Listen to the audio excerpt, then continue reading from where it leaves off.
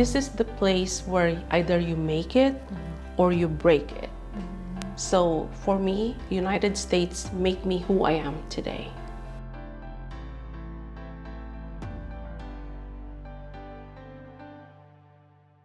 Cecilia, you're fast becoming known here in Southern California as the accountant with a heartbeat. What does that mean? You just have to put your soul to everything that you do.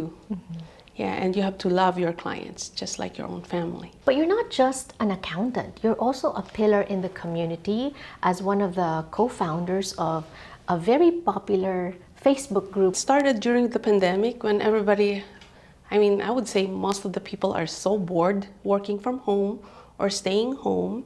So we want to keep everybody busy and be involved. So that's how it happened. Right, and it's still thriving until now. It is. I think you're the most followed Filipino group on Facebook. One of the most. Right, especially in Southern California. And I see that a lot of the followers are new immigrants to Southern California. True, that's right. true. And I know that reminds you also of your own immigrant journey. Can you trace that for us? Well, it was a lot of hardship at first, a lot of trials, but I would say you just have to be consistent. You just have to believe in everything that you do and keep your network big because they will help you. People help people. Your journey started from where? Iloilo City. Iloilo. And what brought you to the U.S.? Well, it was just an adventure because I don't want to be involved in politics in the first place from my small town. So I told my mom I just want to go to Manila to visit my aunt. So here comes 2 months after, she wondered why I didn't call, I didn't say anything, and that's when she found out that I'm TNT. You were already in the States. Wow, how old were you at that time? I was 25. I was an immigrant myself, and for me, if you ask me about the struggle, that's the number one is papers, documentation. How did it happen for you? We both don't have papers. So we started our struggles like, I'm already crying. We keep in believing that something will happen, some better stuff will happen for us.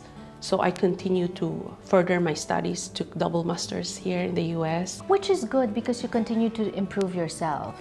But so you did two things that were gutsy back to back, okay? You came to the States without proper documentation. Did you know what you were getting into? I know what I was getting into, but at the same time, since I don't have any commitments back home, no boyfriend, no kids, nobody, hey, why not? You know, some people, they come here with the intention of maybe marrying someone. Hopefully that someone has papers, and so, you know, then their problem is solved. But for you, you fell in love with somebody who was also undocumented.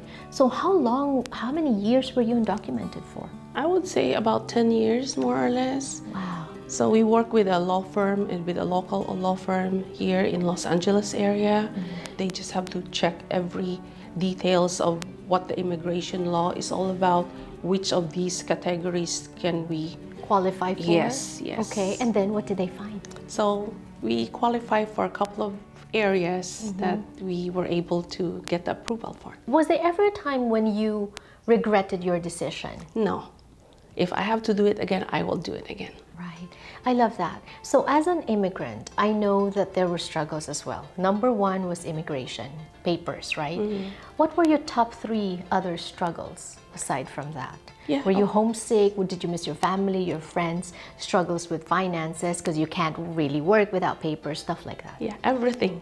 Everything, yes. Papers, as you said, family. I miss my family for so many years. I won't be able to see them. And at the same time, financial. So getting paid for $7 an hour, working 12 hours a day, no overtime pay. But we were able to make the most out of it. Right. So for people who are watching, what would be your advice to them? Don't take anything that's no. If somebody tells you it's a no, find out why. Ask the why. Then you can make it better. I love that. It also made you this strong power Pinay. You getting your accounting degree, right? You're in demand because it's tax season once again. Talk to us about your top maybe 5 pieces of advice for people during this time? Number one, stay organized. You have to. Don't wait for the last minute. So number one is really stay organized.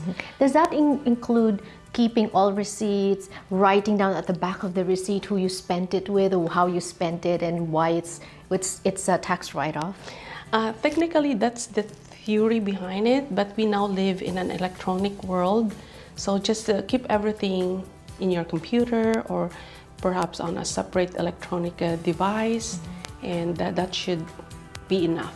Right. Number 2? Number 2, I want everybody to have enough sleep. Why is that important? It is very important. For tax season. Yeah, to keep your sanity going when you sort your documentation. 3 is like take care of your health.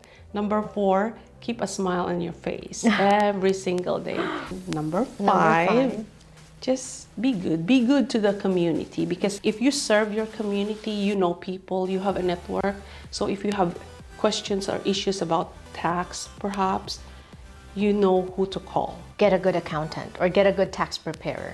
That's also important. For a seasoned business owner, they would love to work with a seasoned accountant who's been in the business long enough. But for small business owners who are just a startup, because for them budget is the main constraint, cost is the main constraint, just work with somebody even though they are fresh out of school. As long as you can see or you can feel that they are willing to work with you and they are willing to learn the industry, why not? Take a chance. And that's what you did. You took a chance in America, you took a chance in your profession, and you've flourished. If there's one advice as a businesswoman, as an accountant, as an immigrant that you can share with others, what would that be?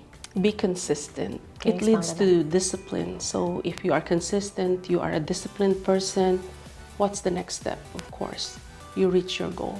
Right.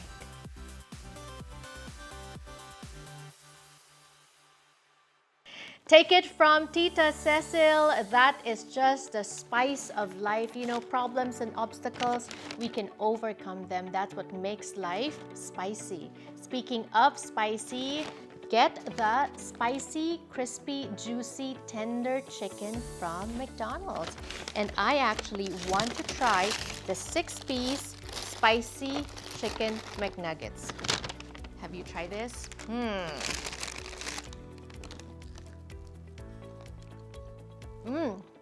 McDonald's is bringing the spicy to their crispy, juicy, and tender chicken. Try the 6-piece spicy chicken McNuggets for just $2.50. Back for a limited time only. Prices and participation may vary. Guys, you wouldn't want to miss this deal. This definitely adds a kick to your day.